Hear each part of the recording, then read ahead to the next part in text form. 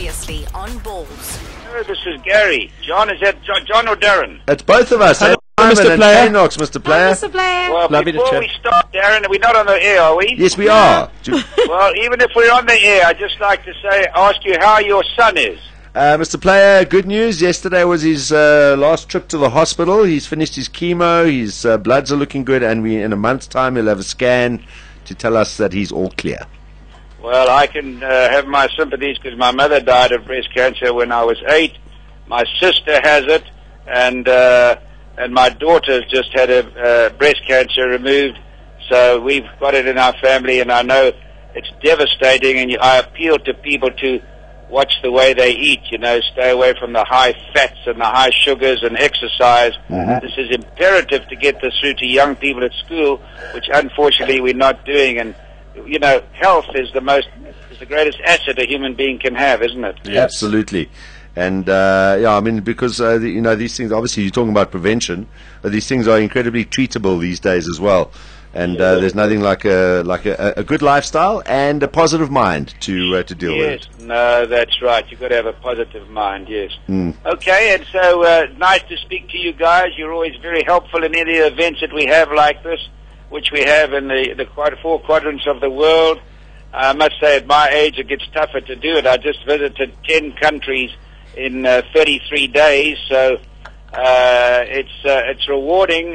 We were just in China, and we raised 12 million RMB there for aged children who don't have parents, and their grandparents have got it. And there's so many sad stories, and it's wonderful through golf, which is a great catalyst to be able to help people all around the world.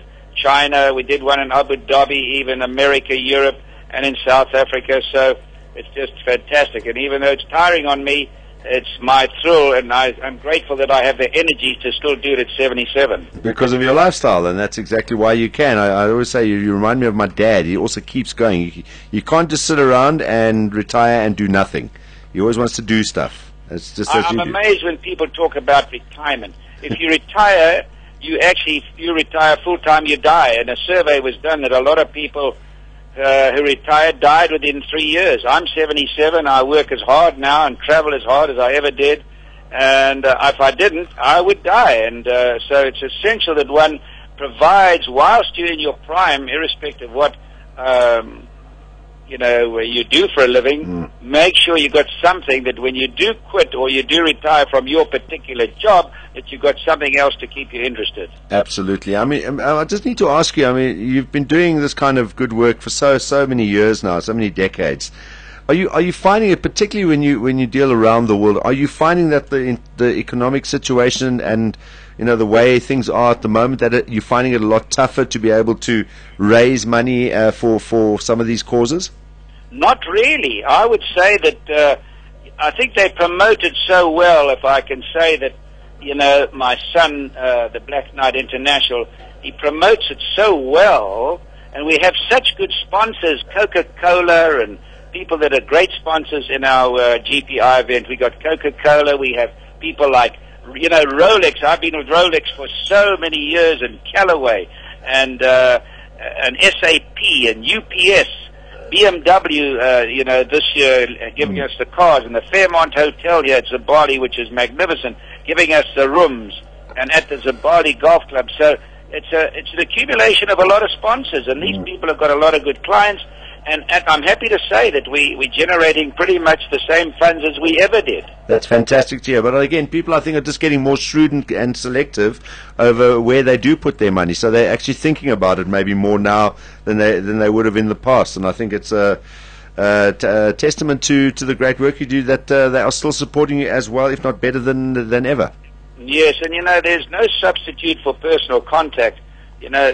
I'm there with the people. I go out tomorrow afternoon to this area in Zululand, basically, and we meet the old black ladies, and we see the works that they're doing, collecting all the rubbish, and it's being used. It's been all put together, and what's the word I'm using? That what do they do it?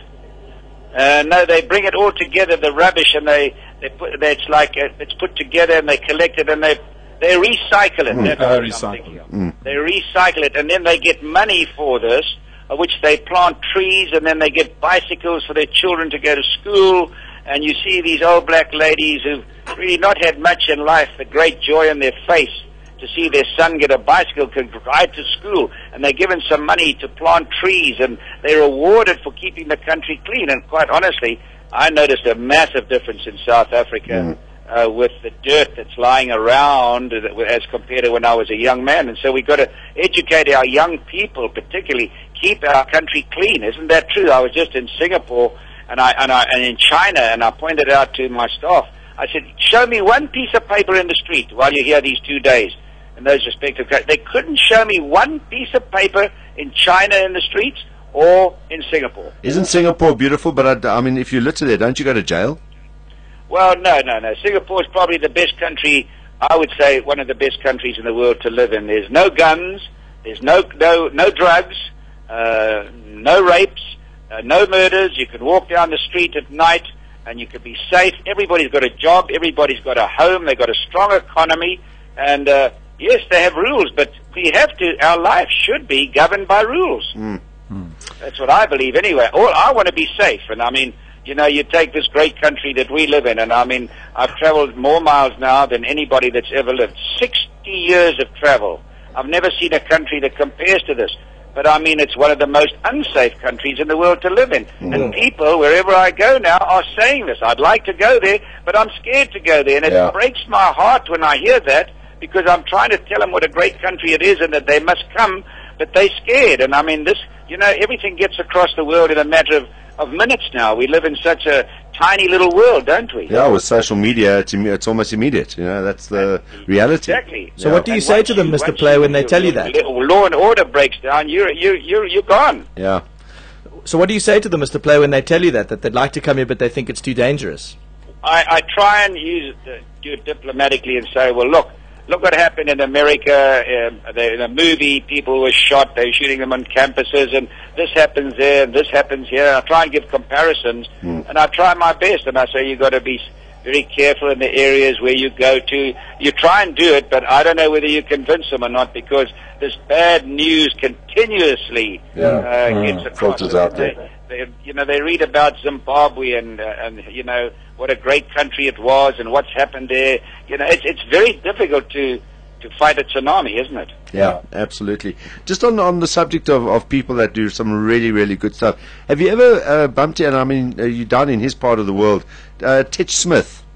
Oh, yes. And his Live Village. Cricketer. Yes. Yes, in fact, I played with a friend of mine who is related to him, Bobby Jamison, this morning. And we were talking about Titch. He was building something like 600 like little homes for these people. Mr. Player, I'll tell you something. If you go, I've had a look up there. If you go, it's not far from Durban. It's up in sort of in the hills there. The job that he's doing with it's the LIV village. And I mean, Titch's life, his story is inspirational, because he was at rock bottom and turned it around, and this is what he's doing now. Absolutely awe-inspiring. It is so inspiring to see what he's doing down there as well. But this is the thing about this country that is so marvelous. You have so many people concerned about each other, and I think there's a great vibe in this country. Obviously, we've let so many people just cross our borders that are not South Africans, that it's hard to do something for everybody. Can we have a medical aid? Can we have a system, a healthcare system that can take care of all of them? Can we have a system where we can take care of all the homes now? If you're overpopulated, it puts tremendous strain on the government.